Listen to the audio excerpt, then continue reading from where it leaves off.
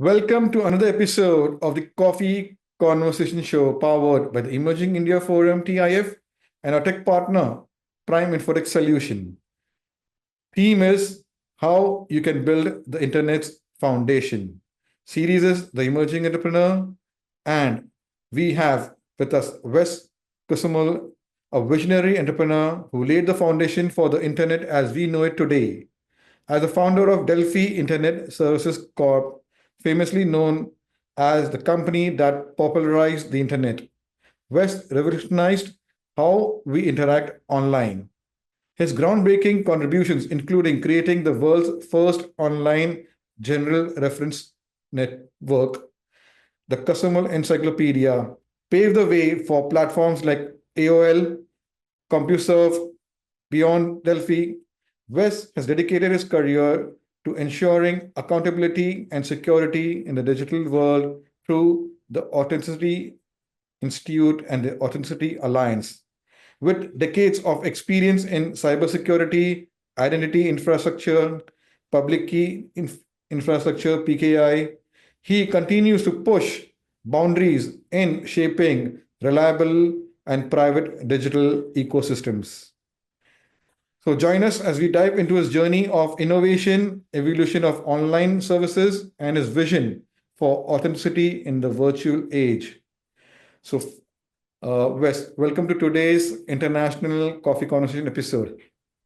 It's a pleasure to be here, Amit. Thank you. So, I just want to explain there are 3 rounds. You must have checked in our episodes. The 2 rounds are professional, personal, but there is a rapid fire round, surprise round. So you have to answer your questions in a witty, funny way, and you'll get to win this book. Is your organization cyber healthy? I have authored it, so we'll send it to you as a Christmas gift. Wonderful. Okay, so friends, I'm Lion Amir Virani, host at Coffee Conversation, legal tech evangelist at Prime Infotech Solution, and author of 15 books. So, Wes, my first question for your professional journey round.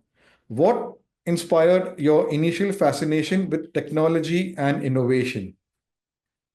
As a kid, I was always a tinkerer, taking things apart to see how they worked.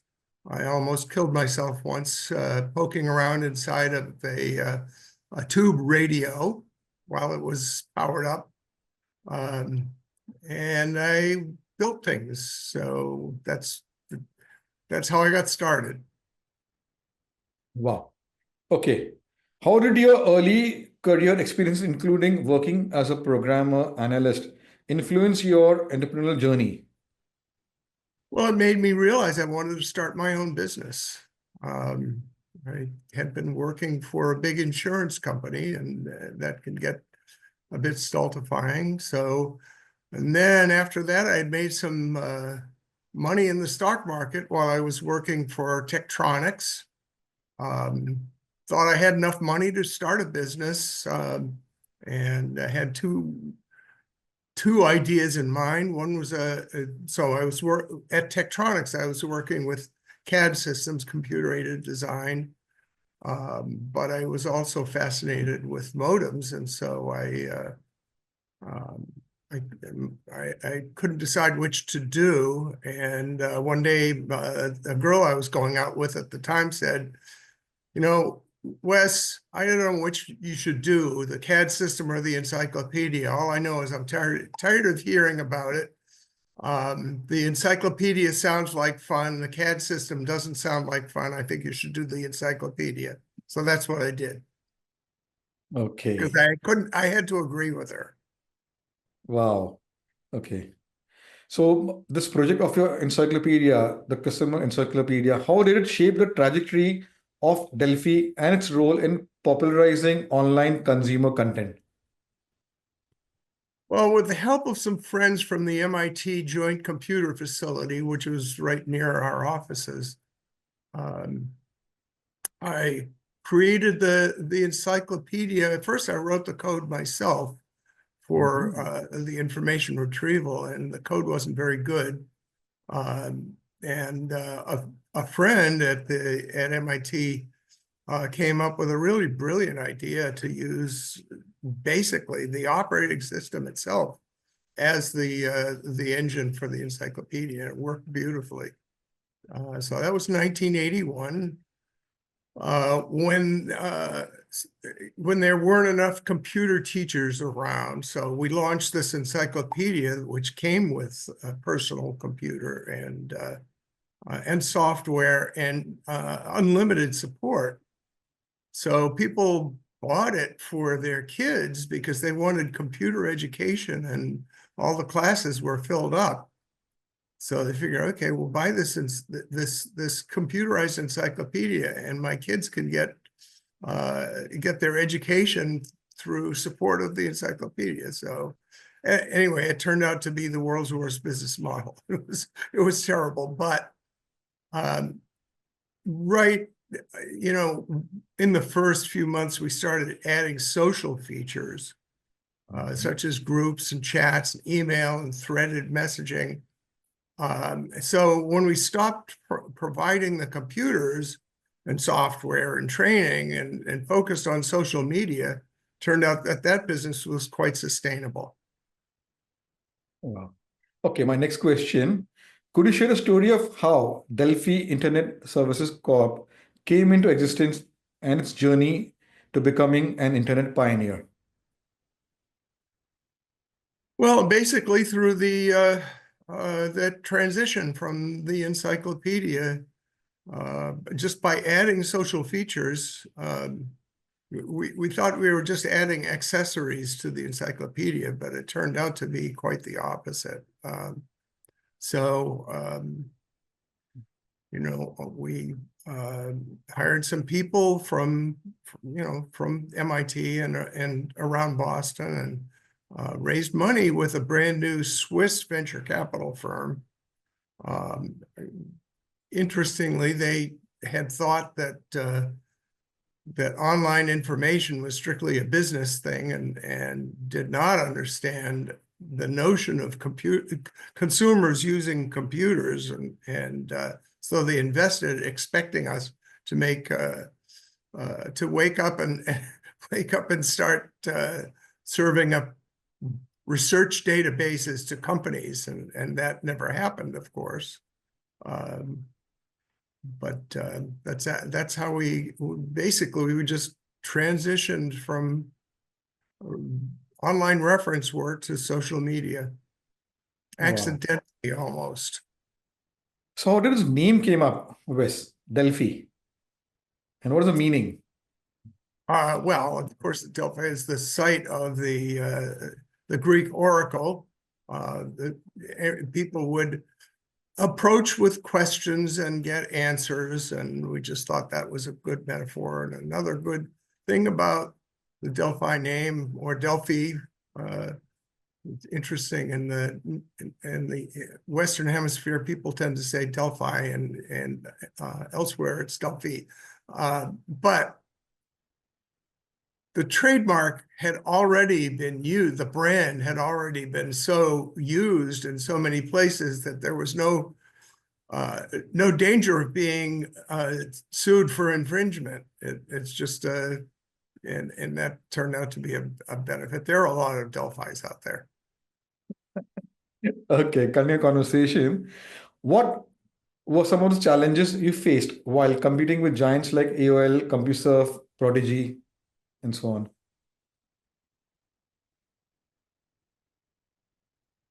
Well, our first direct competitor was Reader's Digest. They had an online service, consumer online service called the Source, and competing with them was quite easy because they were apprehensive about the whole medium, and particularly they were apprehensive about liability. So, for instance, in a chat in the Source, you could only have two people there, so that if you defamed someone in a chat, well, it didn't go far and wide. Whereas in our chats, you could have as many people as you wanted. So obviously,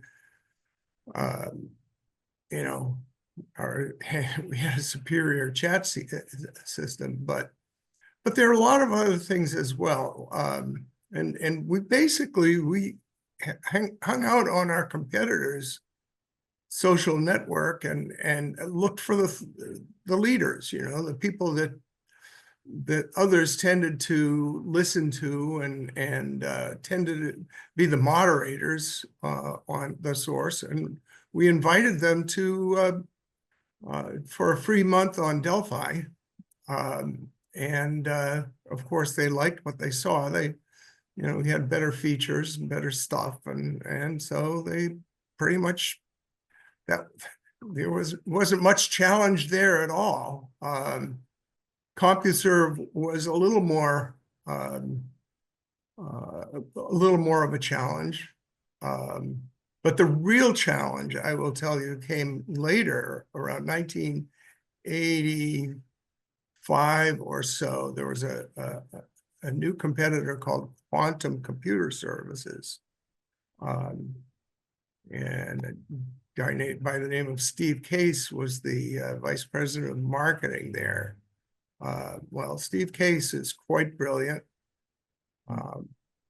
Plus, he had a brother who was, I think, CEO of Montgomery Securities. So they had access to capital markets. And Steve became CEO of the newly renamed Quantum, the new name being America Online. So AOL was a very tough competitor, and they took the lead from us for a while, but they were a laggard when it came to embracing the internet. When I talk about this, people are puzzled because they didn't know. They thought the internet was, the platform all the time, but no, it wasn't. Before that, we used these networks called X25 networks. And it wasn't until the early 90s that the U.S. National NSF, National Science Federation, relented and allowed commercial traffic to go across the internet, the TCP/IP internet, and that all of a sudden it became eligible as a commercial platform, and we hopped on it pretty quickly, and AOL lagged, and it was really interesting to see how the social media industry responded to this opening of the TCP/IP internet. They saw it as a threat. They saw it as free. How do you compete with free? And we knew it wasn't free. I mean, up until that point, yeah, the internet was free, provided you were, you were paying thousands of dollars a year in tuition to a university, and the net was effectively a network of university computers. So, but by sort of forcing the issue internally in our organization, saying the internet's going to be it, we have to do this, we got the jump on AOL, and we had a very effective team. We had a somewhat dysfunctional, board and management layer, which is why we sold it as early as we did. 1993, we sold it to Rupert Murdoch's News America Corporation. But we were steadily profitable for years before we sold it to News Corp. News America Corp. Okay, continue the conversation, Wes. With your experience in identity infrastructure, what are the major gaps in global cybersecurity today? Oh, that's a big one, and the gap is all around this word accountability. You know, there's a famous old Peter Steiner cartoon that you've probably seen. You know, it's a couple of dogs talking in front of a computer screen, and one of them saying to the other, "On the internet, no one knows you're a dog." And that's you know, sums up the problem. You know, here it is. When the internet became media, we were all, not we, the users of the web were so excited by the message by Tim Berners-Lee and others saying, internet, you know, the information was meant to be free. This is a new, open, unbounded space, and people were used to, you know, computers providing exactly the opposite, being, you know, hyper managed and controlled, and so this is the new wide open thing.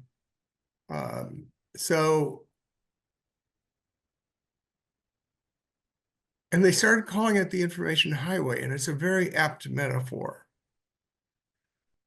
So how do we typically use highways? If it's a highway, how do we use highways? How do we use these outdoor public transport systems? Don't we typically use highways to go from indoor space to indoor space, from building to building? So where are the buildings? And the fact is, we've been so infatuated with the outdoor web, the openness of the web, and so, what's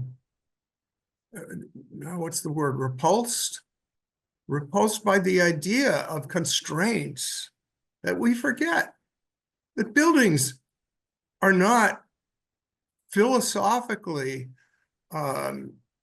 you know, it's not an argument. A building isn't an argument against having the outdoors. The building is an alternative to the outdoors when you want to do indoor things. That's the problem. That's it. That sums it up. What is a building but a set of accountability spaces? Isn't, you know, you and I are both sitting in buildings. We're not sitting outside in our physical spaces. Why should this online space not be in a building, in a meeting room, in a building? And I'm not talking about, excuse me, about Web3 stuff, virtual reality, VRML, that stuff. It's not, yeah, gamers like 3D spaces. Other people tend not to like 3D. That's irrelevant. The whole point of a building is its access controls, its walls, its boundaries, its corridors. You know, it's a controlled space. We need these accountability spaces online. We need to travel to them via the outdoor information highway. And once we have real accountability, then we have solved a huge part of the security and privacy problem. Now, the obstacles to that are twofold. First of all, giving people accountable anonymity, right? Identity credentials with accountable anonymity, like your car's license plate, right? Your car's license plate makes you accountable for what happens on public roadways, but no one gets to know the identity of the driver or owner.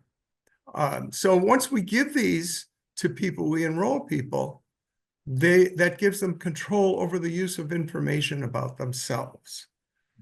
There's $1 trillion set of industries that make their money by stealing our personal information and selling it through information brokers. So this directly erodes their business model. And the other thing is there's a slightly smaller industry, the cybersecurity industry, $214 billion, which makes its money, revenue growing 14% a year, by the way, and it makes its money through fear. We must spend more. I, the CIO, CTO, COO, must spend more, increase our security budget so we don't get ransomware attacks. If there were pervasive accountability, we call this ABE, accountability-based environments, and we call the existing system CTBG, catch the bad guys. If we use this simple model, a lot of our security and privacy problems would go away, but so would a big chunk of that $214 billion cybersecurity industry. So, and there's a very easy way to portray what this is about. Would you ask the lobby receptionist in your office building to identify the bad people as they walk through the door? Of course not. Instead, you ask the lobby receptionist to get some ID. Real security in the physical world is about accountability. There's no reason why real security in the online world should not also be about accountability. But it means really eroding some existing business models. Wow. Okay. Now, Wes, how did your tenure on the high-level experts group for the ITU's global cybersecurity agenda influence your professional outlook? Well, I started, you see this book over my left shoulder. I guess it's a right shoulder on mirror image here. Quiet Enjoyment. I started writing that book after I sold my second business in 1998. Wow.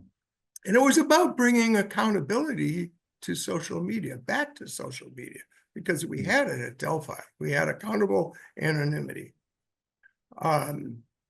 So some people at the ITU learned that I was writing this book and asked, and they were developing a system, and basically was what I was advocating in the book, a global PKI. So they invited me to work with them, which I did for a couple of years on the World E-Trust Initiative, which is a global PKI, IDPKI, identity-based PKI. When we rolled it out to the general membership, the member states of the ITU in late 2004, pretty much all of the 180 member states hated it. And it's all explained in a comment that I got from when I was speaking at a United Nations World Summit on Information Society gathering in 2008, a few years later. One of the member state reps came up to me after my talk and said, "Wes, you know why we threw the World E-Trust Initiative out?" I said, I think I do know why, but go ahead. And he said, when the internet came along, we member state folks viewed it as a massive threat to our sovereignty. He said, your World E-Trust Initiative was like internet squared. It's a huge threat to national sovereignty. And what in the digital world isn't a threat to sovereignty? And I don't have an answer for that. I mean, what has happened in the United States politically recently is largely a reaction to globalization. It's like people don't like globalization. Let's have tariffs. Let's have boundaries. Let's kick the illegal immigrants out, and the thing is, it's inevitable. And all those who are resisting globalization are basically saying, well, okay, we don't want to participate in the world's economy and in the world's evolving culture where people are communicating directly with each other through networks that, bitstreams don't know anything about national boundaries, And regulation, think about it. You know, the US, here in the US, we're always talking about regulation. We, who constitute less than 5% of the world's population, talk about regulation as though we regulate the digital world. We don't. We don't expect people in Indonesia to be, you know, to conform to United States regulations. You know, globalization is so inevitable, and it's not it's not that it's someone's agenda, you know, which is the way it's often characterized. It's not someone's agenda. It's just inevitable. You know, anyway, that's a bit of, oh, and one more thing about the World eTrust Initiative. After the ITU pulled the plug on it, the two leaders of the World eTrust Initiative, Alex Natoko and Hamadoun Touré, very courageously took me aside and said, Wes, we have to kill this, but we don't want it to die. So can you take it on? And I said, yes, but I want to characterize it as a municipality rather than as a PKI, because that's what a municipality is. It's city hall. It's, you know, it's governance, and it needs governance, and a certification authority is a form of governance. So, you know, portray it, position it as something that people understand. So that became the city of Osmio, osmio.ch, ch being the domain for Switzerland, and that's where our servers reside. That's a long-winded answer to your question. Okay, let's continue with how the concept of accountable anonymity evolved with today's technological advancements. Well, very easily, because PKI technology is built into so much of the software that we use.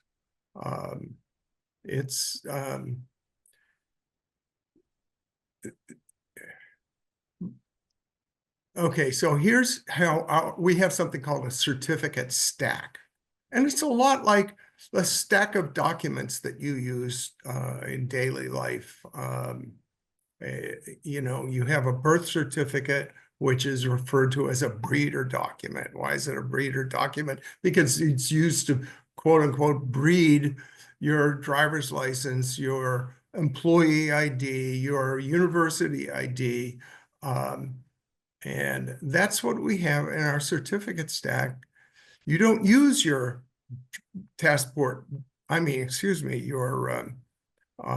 your birth certificate frequently. It sort of sits in your drawer, and you take it out when you need to prove your identity to establish a new actual usable credential. So that's the way it is with us. We have a foundational certificate, which serves that role. You don't use it. No one ever sees the contents of your foundational certificate. No one gets to know your name. But connected to that, sitting on top of that on the stack, are your utility certificates. And there are a variety of those, but those are the ones you use on a day-to-day basis. And one type of certificate is called a license plate certificate. It allows you to assert your identity, become accountable, without disclosing your identity, just like your car's license plate. It makes you accountable, but it does not disclose anything unless, in the case of your car, unless there's been an accident or unless the police think you're transporting something illegal. And on the internet, if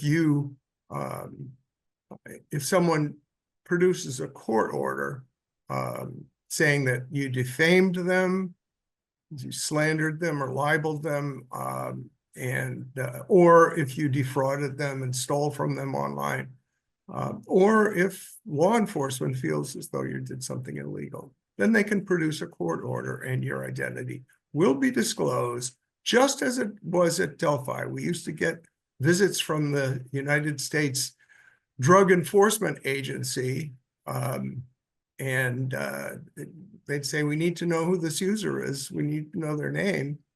And we'd say, well, do you have a court order? And they'd say, we're the DEA. Do we need a court order? We said, yes, you need a court order. So they'd go get a court order, and then we'd disclose their name. The thing about about our system is that the person who judges whether to honor that court order and disclose your name is the person who's responsible, the attestation officer, a U.S. Virginia remote online notary, specially trained, legally liable, both criminally and civilly liable for what they attest to. And they're the ones who decide, is this court order legitimate, or is it a court order from some kangaroo court for some dictator who wants to know who's been critical of their regime? You know, if there's a blogger who's not disclosing their real name because it's an oppressive regime, in that case, the attestation officer is free to throw the court order in the trash. Another long-winded answer. Okay, interesting insights you're sharing. So now, Wes, your recent project, what led to the creation of the Authenticity Institute and its focus on measurably reliable identities? I had a friend and neighbor. His name was George Hatsopoulos. He was the founder of Thermo Electron, became now known as Thermo Fisher Corporation. And that's how he built his business. Right? When I say that's how, here's how he built his business. He built up a successful engineering-dominated company full of smart people and with a lot of valuable intellectual property. And there are a lot of those around Boston. And they all share a problem that they almost all deal with badly. And here's the problem. You have all these smart people, you've got all these tools and intellectual property. People are always coming up with ideas, you know, boss, we should be doing this, we should pursue this market, we should build this tool to solve this problem and that audience. And you just can't do it all as one company. So they almost always deal with it badly. They'll tell the person with the idea, you know, thanks, but we don't have the resources to do that. And so they get upset, they quit, they started on their own. There's lost litigation over patents, and it ends badly. Okay, that's one course of action. The other course of action is the boss says, oh, okay, write it up in a business plan and we'll see what we can do. And they create a business unit, and they say that the idea person say, okay, here's what we're going to do. We're going to create a new business unit, and you're going to report to this assistant vice president, you know, and that's, you know, that's not suitable for someone who really wants to aggressively go into a market with a new idea. Have to run everything by a bureaucrat. Here's what George Hatsopoulos and his brother John Hatsopoulos did differently. They would say to this person in their organization with the idea, we like the idea, and here's what we're going to do. We're going to form a new corporation. You're going to be its management. You're going to be the CEO. It will be separately incorporated. We're going to own a big chunk of that business. And we are going to be, you know, your accounting firm, your law firm, your marketing agency, because you think you know how to run a business, but you don't. So we're going to do all that basic business stuff for you.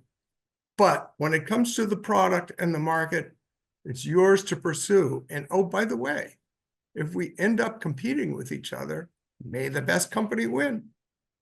So sometimes a Thermo spinoff, a Thermo Electron spinoff company would compete with Thermo Electron.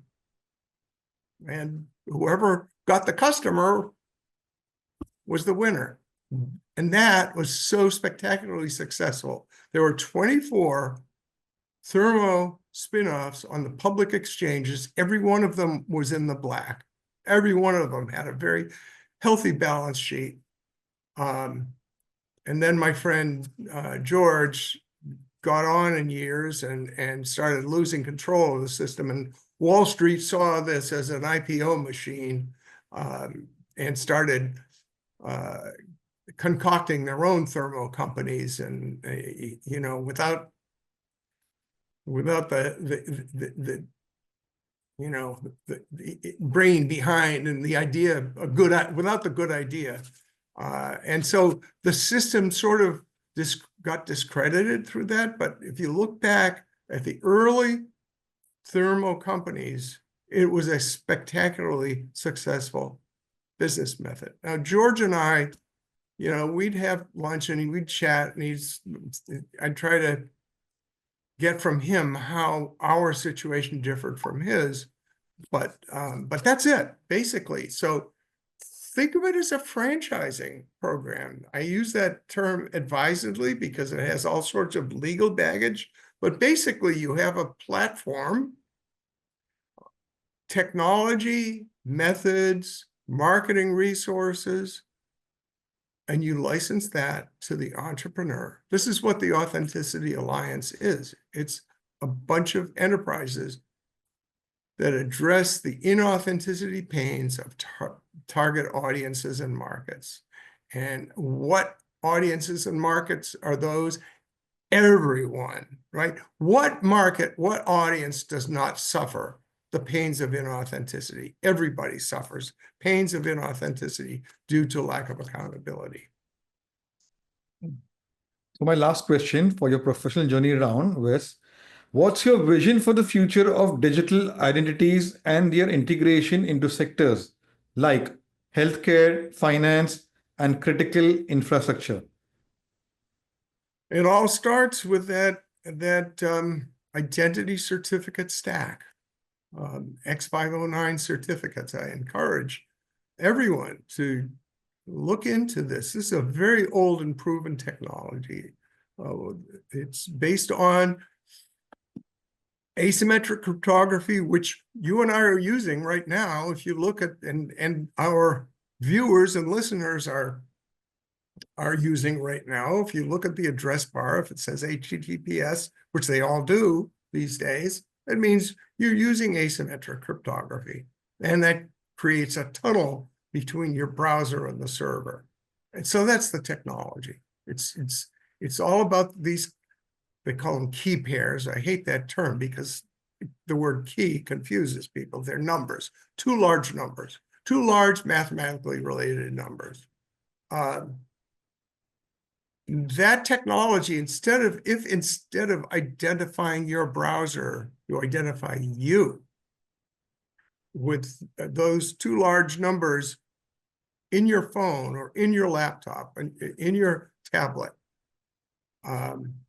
Now everyone can rely on your identity claim. You're not a fake. Doesn't mean you disclose your name. Doesn't mean you disclose anything. Again, think of your license plate. And this applies in medicine, healthcare. This applies in all those fields you just asked about. This license plate certificate provides accountable anonymity, makes everyone accountable without eroding their privacy. There are some certificates that do disclose a name. So for instance, a professional license, you do want to know who is attesting to the viability of something. And another very old certificate type is called S/MIME, S/MIME, which is what you use to digitally sign emails and also encrypt emails and attachments. And of course, if you're, you know, when you use email, you're at least disclosing your email address. So your email address is in the certificate. So it's not really accountable anonymity, but that's separate from your license plate certificate. Wow. Beautiful. Let's go to the next round, the personal journey round, and understand Wes as a person. So tell us about your family and your formative years, Wes. Okay, well, I'm one of the few townies here in the Boston area. I grew up around here. Boston is every time I go to a party, I'm surrounded by people who did not grow up around here.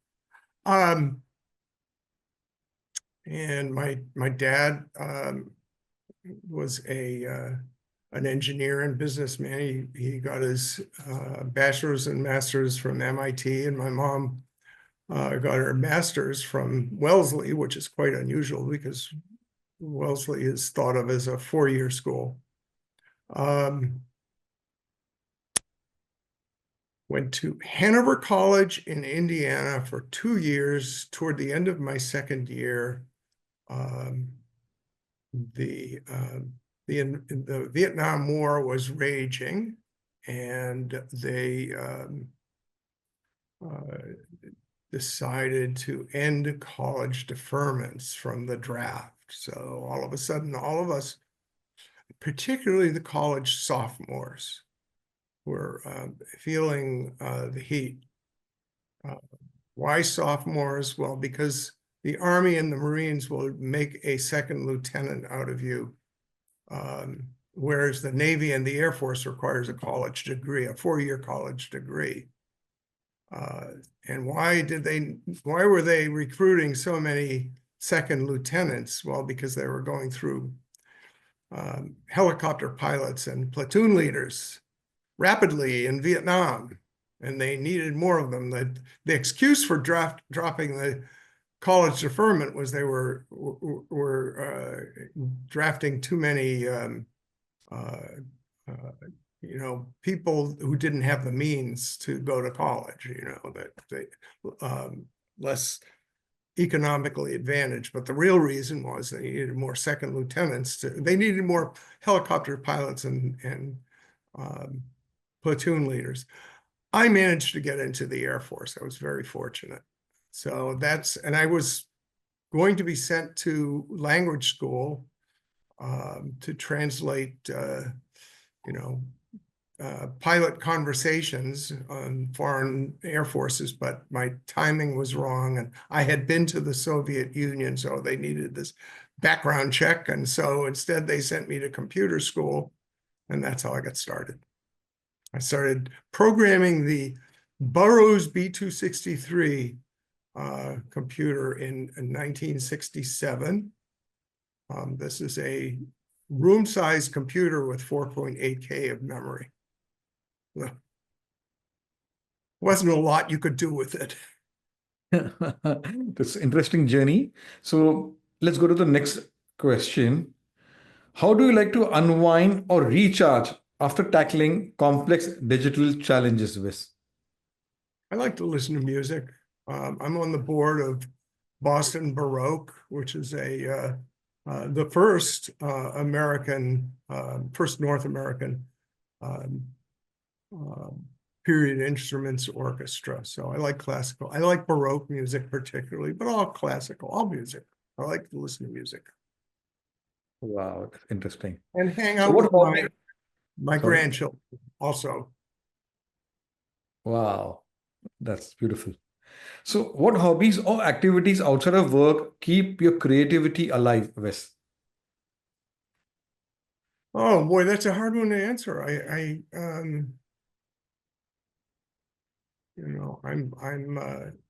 a kind of I'm the kind of ADHD person who's always coming up with ideas. So wherever I am, I'm thinking about, some device in the household that has a design flaw, how I would do it instead, so. Wow. Okay. What does a typical day in your life look like when you are not working, Wes? Oh, let's see, what day might that be? Let's see if I can remember the last day.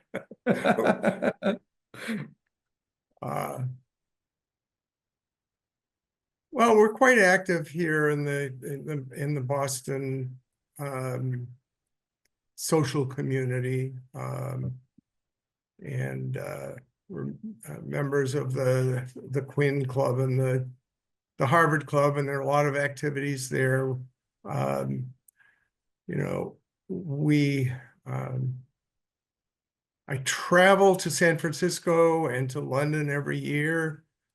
That's for business, but of course, while I'm there with my wife has a security conference every year that coincides with the RSA security conference. That's the AGC conference, and she runs the conference, and I participate, and then we enjoy San Francisco. I particularly like to, I like to run, and I run out on, I'm trying to think of the name of the street. It's one street over from Sansome out to Telegraph Hill in San Francisco. And then it's very steep road going up to it. And then there's stairs that go down the side of it that they're just through the most incredible dense vegetation in the middle of the city. It's like a little jungle in there with, you know, some quaint little apartments and homes. Anyway, I enjoy doing that in San Francisco. I enjoy London very much. So.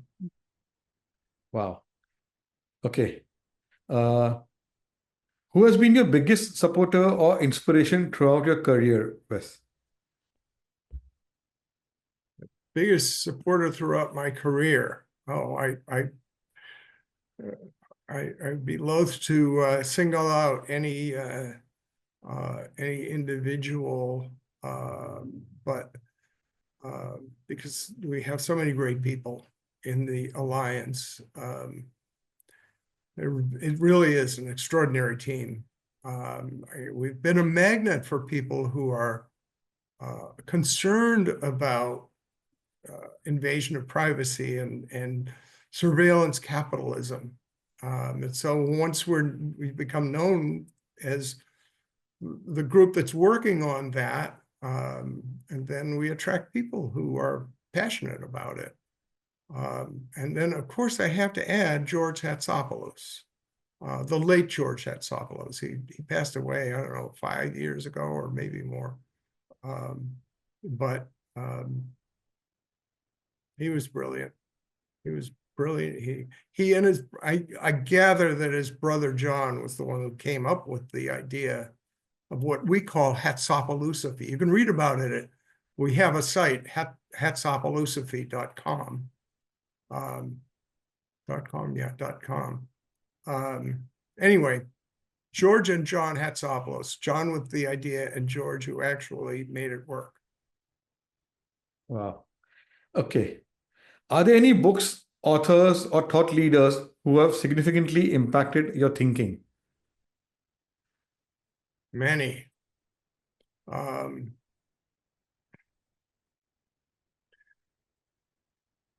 Impacted my thinking. Malcolm Gladwell's books, all his books, Outliers, I think of some of the other titles.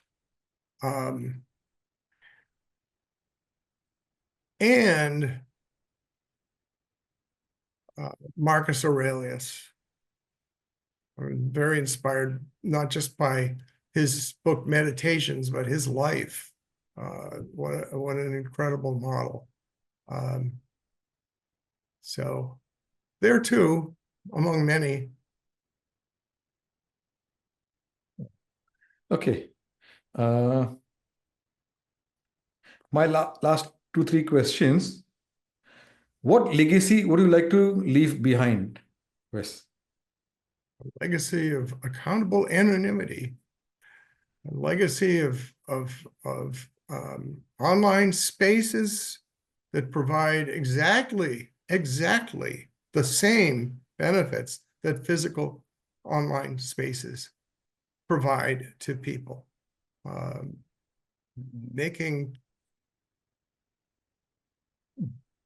Having a proliferation of not spaces built by me, but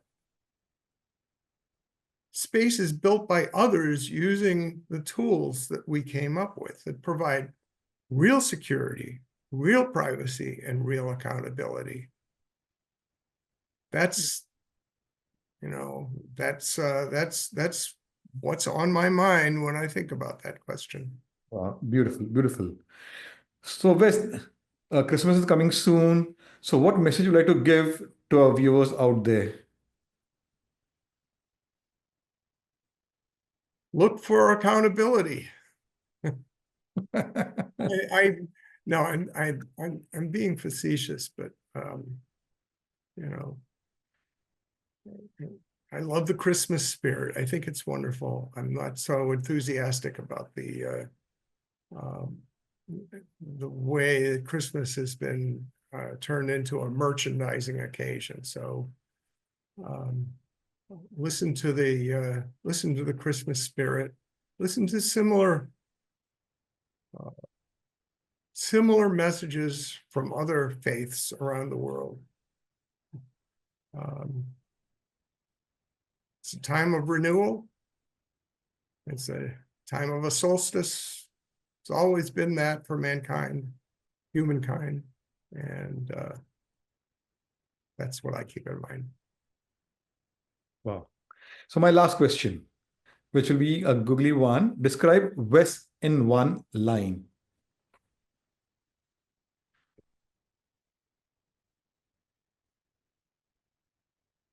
Obsessive idea monger. Beautiful, beautiful. Now let's go to the next round, have some fun, the rapid fire round. A book that's currently on your reading list. I'm reading a book called The Covenant of Water. It's about a group of families in Kerala, India, and coincidentally, many of the engineers on our team are from Kerala. Your go-to comfort food.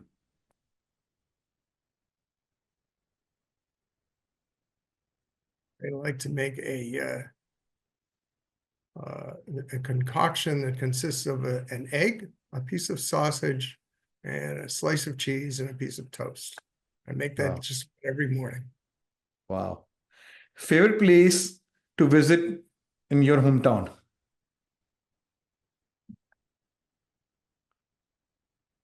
Favorite place to visit in our hometown.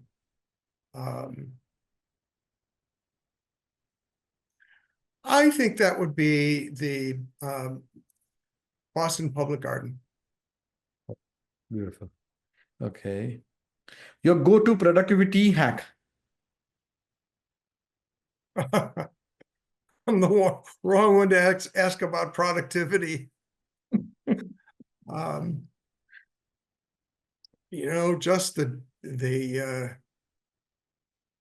Just just always remember, first thing to visit in the morning is your to-do list. And have that one thing that you need to get done first. Have that, that needs to be your focus.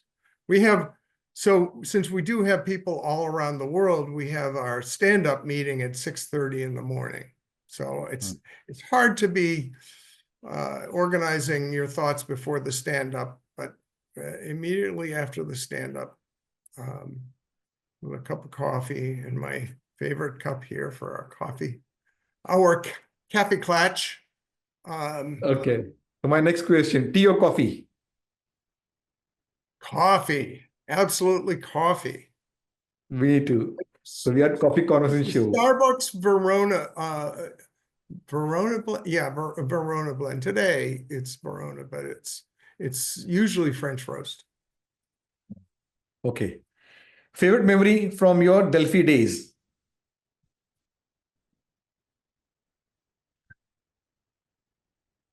favorite memory from my Delphi days was when a group of moderators from Reader's Digest told their friends on Reader's Digest, the source, hey, you really need to come over to Delphi. It's so much better. That was my favorite moment. Wow. So you did well, Wes, and you'll get this book as a Christmas gift, which will be autographed and sent to your home address, which we'll take it later. So, friends, it was a lovely conversation having Wes based in Boston, US, on his journey of innovation, the evolution of online service, founding Delphi Internet, his vision for authenticity in the virtual age, which he's very particular and he wants to pass this as a legacy. So, friends, this is an international episode. So, we have got over 300 plus episodes at the Coffee Con Show with different subject experts and topics. Subscribe to the channel. You will love to meet this wonderful people sharing their knowledge, expertise, their personal journey, or a cup of coffee. If you want to be featured as a guest speaker like Wes, visit our website, theemergingindiaforum.com, or our social media handles. Fill in your details. Our team will connect with you and invite, like how Wes was invited through Esther, who handles the PR at the Authenticity Institute. So, LinkedIn, which made it possible. So, we are living in a digital world, but we all humans. We love to have conversation, share our journeys. So, this is the month of Christmas. So, happy Christmas and New Year, which brings a lot of good health, finance, abundance, and in the family for your business. So enjoy this year end and welcome the new year. Thank you. Thank you.